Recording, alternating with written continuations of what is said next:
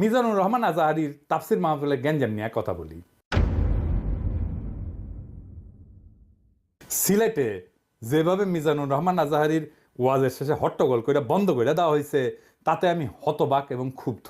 শুনেন তার কথা, শুনেন শেষ দিকের কথা। এই জায়গাটাতে এরকম কেন হইলো? শুরুতে তো এটা ছিল না।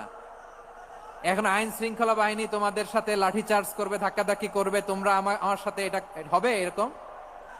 তোমরা তো ব্যথা পাবা তো। বসো না, সবাই বসতে পারলে তোমাদের কি? বসো। এটা এটা এটা আমি এখন পরিকল্পিত কিছু হতে পারে এই ধারণাও করতে হবে আমাদের। লক্ষ লক্ষ মানুষ বসে আছে, তোমরা একটু শান্ত হবে না? হ্যাঁ, বসো।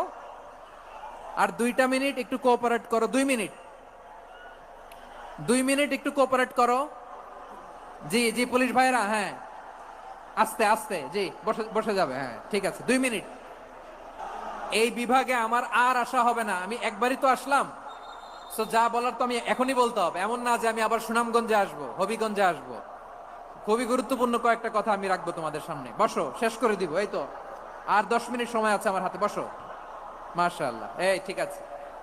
আমি কলে এখানে এক বিশাল ষড়যন্ত্রের গন্ধ পাইতেছি। ঘটনা ছোট, রাজনৈতিক গুরুত্ব অপরিসীম।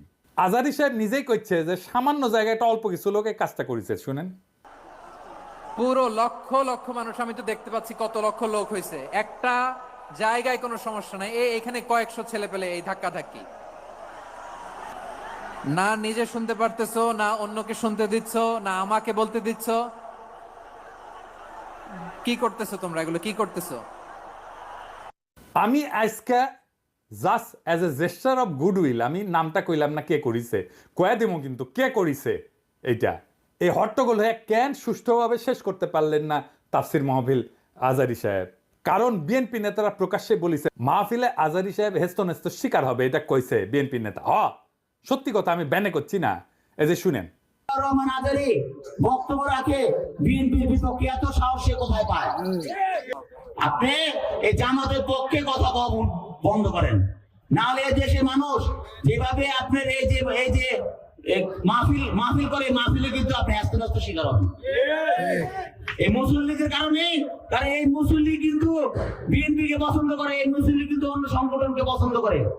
কিন্তু আল্লাহর নামে স্লোগান দিয়ে, ধর্মের কথা বলে, মাথায় টুপি লাগিয়ে, পাঞ্জাবি পরে বিএনপিকে বলবেন না আপনি, তাহলে কিন্তু হ্যাস্ত শিকার হবেন। আবার যে কোনো মুহূর্তে কিন্তু আপনি দেশান্তর হতে পারেন। ঠিক তার পরদিন এই ঘটনা ঘটলো। তার আগে তো অনেক নেতা, রিজভী ভাই তার সহকর্মীদের তাতায় রাখছে। এখন আজারির উপর কেন বিএনপি বিলা? দুইটা কারণে। এক, বিএনপির তো জমায়েত করতে টাকা খরচা হয়, এমন কোন বক্তা নাই যার বক্তৃতা শোনার জন্য লাখে লাখে মানুষ যাবে। খালেদা জিয়া বা তারেক রহমান আসলে যাইতে পারে, কিন্তু দেশে আছে এমন কোন নেতার বক্তব্য শুনতে এখন আর যাবে না লাখে লাখে লোক। আর আজহারীর বক্তব্য শোনার জন্য স্মরণকালের সর্ববৃহৎ সভা হচ্ছে, যেটি যাচ্ছে সেটি হচ্ছে। এটা গা টাটাইতেছে বিএনপির। জনসমাগম মানে ক্ষমতা, বুঝছাও? আমাদের ভিডিওর ভিউ গেলে ক্ষমতা, আমাদের পোস্টের লাইক শেয়ার ক্ষমতা, এই ক্ষমতাকে বিএনপি চ্যালেঞ্জ মনে করছে। আর 2 নাম্বার, ইন্ডিয়ার ডরায় জনপ্রিয় ইসলামী বক্তারে। এই জন্যই তারা চড়াও হয়েছিল মৌলানা দেলাওয়ার হোসেন সাইদের উপরে। আজহারী সাহেব ইভেন বিগার থ্রেট তাদের জন্য বড় ভয়, কারণ সংঘবদ্ধ মুসলমানে তাদের ভয়। আজহারী জামাত করে না, তার বয়স কম, তার যুদ্ধাপরাধী বানাইতে পারবে না, চমৎকার কথা বলে, আধুনিক মননশীল, অপূর্ব সুন্দর গলা আর চেহারা, মাশাআল্লাহ, ইংরেজি বলতে পারে ভালো। এইরকম একজন দায়ীকে কোনোভাবে টলারেট করবে ইন্ডিয়া? করবে না। এক বেকুব তার মাথার দাম ধার্য করেছে, শুনেছেন? শুনেন,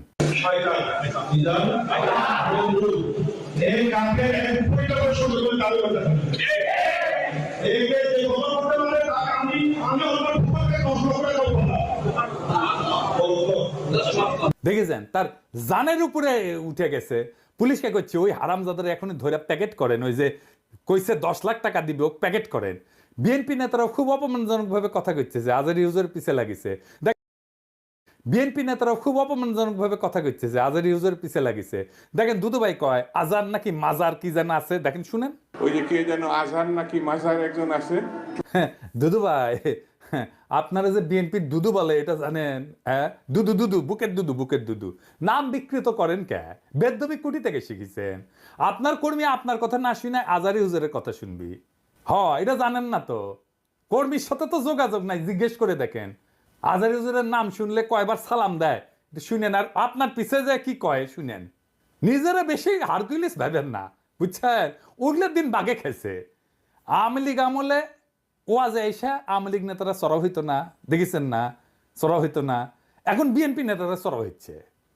এই যে দেখেন, এটা আমার শহরে বগুড়ায় মৌলানা বজরুল রশিদ মিয়া, আমি কলে খুব পছন্দ করি, খুব চমৎকার একজন আলেম, কলে খুব সুন্দর ওয়াজ করেন, উনার উপরে চড়াও হয়েছে। মিজাজ খারাপ হয়ে গেছে দেখে।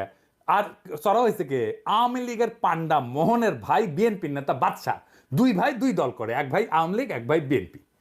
ওর ভাই বগুড়া শহরের কোনো জমি বাকি রাখে না, এই যে মোহন দখল করেছে, এ দুই ভাই দল করে সিস্টেম কইরা এখন আরেক ভাই রাজত্ব চালাইতেছে বগুড়ায়। এরা আগা পাঁচতলা দুর্বৃত্ত ফ্যামিলি। শোনেন কি করিছে। কিসের বাসো ভাই, আমরা আমার দেশে থাকি না। আমরা দেশে থাকি না। হ্যাঁ, ঠিক আছে। আপনি বলেন কেন যে আল্লাহ আকবার একবারই ছাড় দেয় না? আমাদের প্রত্যেকটা প্রোগ্রামে দেখো না। না, এই জায়গাতে আমি কি বুঝতে পারছি, চাকরি শোনেন না না, এখানে যে কোরআন শরীফ তেলাওয়াত হলো, একবারই দিছে আল্লাহ আকবার, হাম্মাম করতে আর দেয়নি, এটা ঠিক না। তার মানে দিছে তো? না, তার মানে দেয়নি, দিছে তো। একবার দেখ 10 বার দেখ দিছে। আপনারা কোন আওয়ামী লীগের মধ্যে দিছে? আপনি তো বললেন একবারই দিছে আর দেয়নি, এটা তো ঠিক না। আমি একটু আমার প্রধান বক্তার সাথে দ্বিধা করেছিলাম যে উনি বলতে চেয়েছিলেন যে একবারই হাম্মাম সাহেব বলছেন, এটা তারপর কি বলছেন আমি আসলে এই করি যখন বলছে একবার বলেছেন, আমি সেটাকে দ্বিধা করেছি। আমরা ইসলাম কারো ব্যক্তিগত সম্পত্তি নয়, ইসলাম সকল মুসলমানের সম্পত্তি। কেউ যদি মনে করে এটা আমার ইসলাম আমার একাধিক আর করো না, এটা তো সঠিক না।